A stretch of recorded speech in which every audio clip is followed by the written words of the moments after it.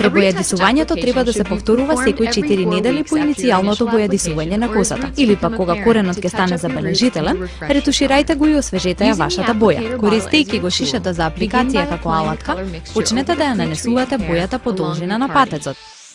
Користете ги прстите нежно да ја масирате смесата во коренот, триејќи ги однапред кон назад.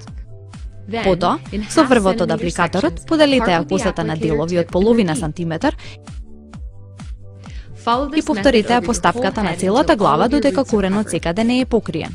Откако ќе завршите со нанесувањето, со помош на огледало, осигурајте се дека комплетно сте го покрили задниот дел од главата. Зачувајте ја преостанатата боја, за да повторите на коренот и на врвовите. Чекајте 20 минути. Понатаму, распределете ја преостанатата смеса од шишето по целата должина на косата, масирајќи нежно од коренот кон врвовите. Откако целата коса е натопена, време е за дополнителни 10 минути. Фрлете ја на искористената смеса. Кога времето ќе истече, нанесете малку топла вода на косата и масирајте додека не почне да пени. Исплакнете ја косата темелно.